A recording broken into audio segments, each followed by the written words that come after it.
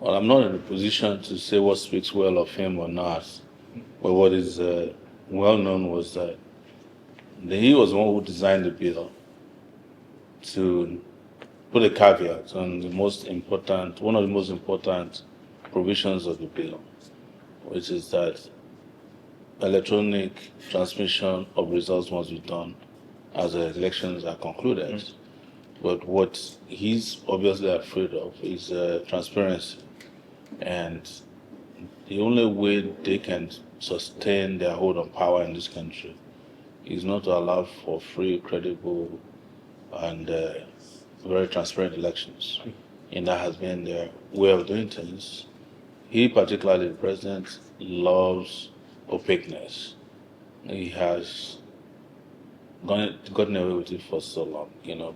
Being financially involved in companies that you will never be able to tell who is involved, like Alphabeta in Lagos, that takes almost all the taxes in Lagos, is one example. Even his coming to power was such that he knew that he had no credibility. And he knows that to retain his hold on power, there must be some kind of selection, not selection. And these are ways through which he feels that he can achieve that. Otherwise, your question is then legit. You have all the governors of most of the states camping to your party. Councillors, chairmen, senators, everybody, according to you, is doing your business. So why are you afraid of elections? He should be the one who, if you believe that he's popular, should be the one championing transparent elections.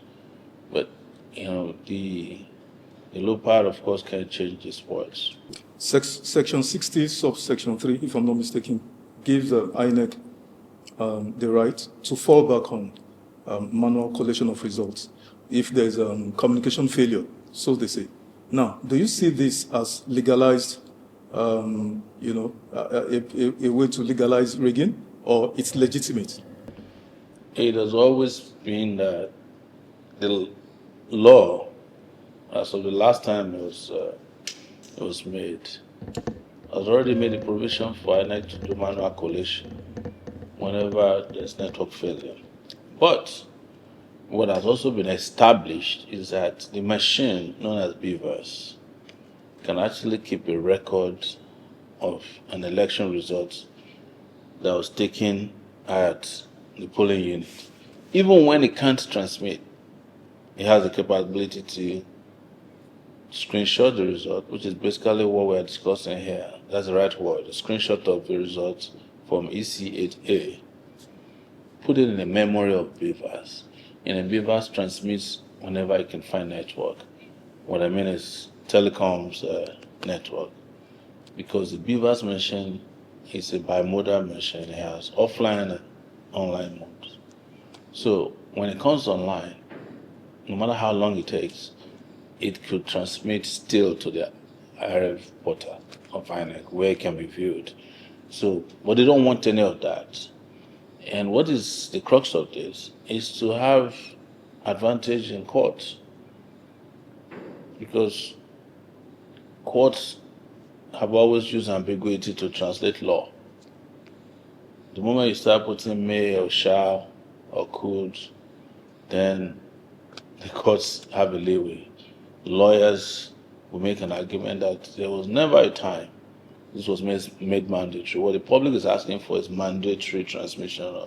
So whatever happens, what overrides all is what is mandatorily transmitted. But what they're saying is what overrides all is what is manually produced.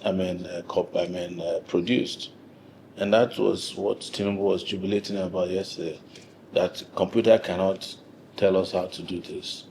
We will rely on human beings because we have enough human beings to rig the election and translate the results the way we want as opposed to what the people decided. But what this is telling you is that they're no longer sure that all their tactics are going to help them cling to power this time around. And they want to, of course, change the process and the people. Because the majority of Nigerians want these protections in place, even though And I have said this so many times, so that's not my preference. My preference would have been electronic voting.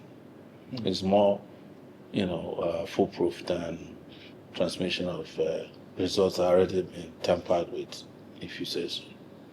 While the president was signing, the bill into law yesterday at the Villa, he said the purpose of the reforms and what he was signing was to provide inclusivity. It was a pragmatic way of inclusion for rural dwellers where there may be communication breakdown because perhaps maybe Nigeria does not have full total mobile telephony coverage. How do you respond to this? He knows, and you and I know, that the percentage of the country not covered by telecommunication is very negligible. But in all of this, they have targeted areas across the country where they think they can go in and manipulate results and realize that the only way is to have that protection in place for the results that are mangled to become legally acceptable. Like I said, all this is preparation for courts because our elections have become so illegitimate that we rely on courts. So all of us will vote and we'll wait for 7 people to decide the winner. All this is done in preparation for challenges in the courtroom and to be able to say, look, we didn't promise you that electorally transmitted results are legit or they themselves can be legit. So what is basically is that if INEC presents electronically transmitted results and that is where the opposition wins, the courts can accept the unelectronically transmitted results as a place where they won. And that will become acceptable because they say, well, the human factor is what is supreme. Whereas we're saying the digital factor would have been supreme if it were done otherwise. Okay, now the deed is done now, as it were. It's not done. I don't know why people say that, except if Nigerian people just accept that the deed is done. In that case, the deed is done. But if we said no, what are the options? The options are for Nigerians to come out in mass and force their hands to ensure that they do what we want. So who is mobilizing Nigerians? Oh, I'm sure that a lot of people feel that way, but like I said, the Nigerian people must also stop waiting for people to mobilize them. It's their country. So why can't we all mobilize ourselves? We should be mobilizing ourselves and not rely on one person to mobilize. If Nigeria gets free and fair election tomorrow, is it one person that will benefit? It's going to be better for Nigeria's democracy. You're one of the leading opposition figures, and you've been at this for forever. I don't know where they register people as opposition figures. And you got the impression. Opposition political figures. Yes, does that sound better? I've always been opposed to, even when I was in politics, I've always been opposed to bad governance, corruption, and this manipulation of our political process.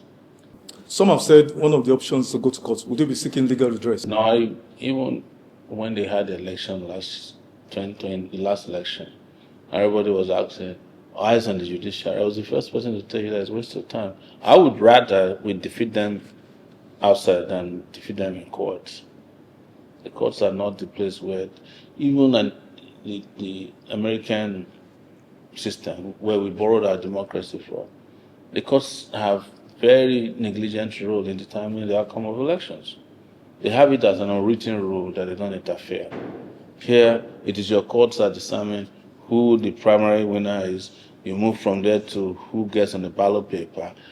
Courts are making decisions day before elections to remove and substitute candidates. That's unacceptable. That's not democracy. That's judicial rigmarole and should be completely expunged from our system. The courts should have very, very. In fact, the only thing that the court should do, in my view, is to come and just symbolically approve the elections, not to come and tell you that, oh, we want to look at who won and who didn't win. How could 200 million people vote and you wait for 6 people to determine the outcome? You have a point saying, courts in the main do not determine winners of elections in America. But this is not about loss or, you know. No, I'm giving you that example because you're asking, will I go to court to challenge the Senate? Why would you be wasting your time going to court to challenge the Senate? You know, part of our problem is also our judiciary. Do you think that if the judiciary intervenes, they can reverse the decision of the Nigerian Senate? They will tell you that the judicial arm has no right to interfere in the legislative decisions of the country, and they'll get away with it. I mean, this is not new. To anybody that's going to court, I wish them luck. I would rather go to the streets than go to court. There is a 30 days window for the president to study the bill. And studying the bill involves passing it to the Ministry of Finance, that is given the responsibility of funding INEC, passing it to the president's Attorney General to study it and advise the president, passing it, to the president's special advisor or maybe liaison on National Assembly. So all these bodies, are they saying this law was passed 2 days ago, yesterday, and then yesterday it was signed into law? All of these gaps, are there not sufficient grounds to test it in the judiciary? And they come and say, yes, we have been waiting for the bill.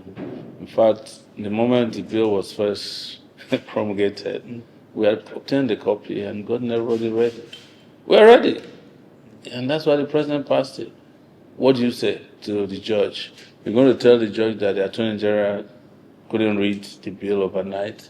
I'm just also playing what you guys call the devil's advocate. And you don't have the kind of judiciary that can help you make this challenge, but you have the people, if you're serious, that can put their boots on the ground and force their hands and make them do what we want. But it is when sometimes we're not ready that we start over-relying on the judiciary. Nigerian judiciary is even worse than, sometimes I think they're worse than the executive arm, because they're the ones who are the enablers of impunity in this country, Nigerian judiciary. And you can quote me anywhere, because I don't think there are many Nigerians who go to court more frequently than I do.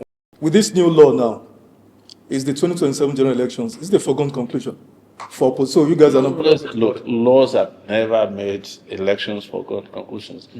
It is the Nigerian people that should serve as the final word on this matter. You can have, we're talking about the military now. The military Babangida made decrees, and yet he couldn't even hand over on 27th of August. When the people said, no, we're not going to accept this. So there could be a bunch of interventions, but the most important one, the most sacrosanct, is the people saying this is what we want. And then the 10,000 people who are occupying positions in the country, where there are maybe 1 million security forces. If we just have 5 million people saying no, they will all fizzle out and they will line up behind the people. So, and that is what I call democracy, by the way.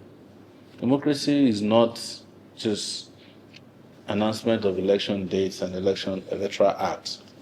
In fact, if you look at the definition of democracy, you've read every literature about democracy, you never find the word electoral act there.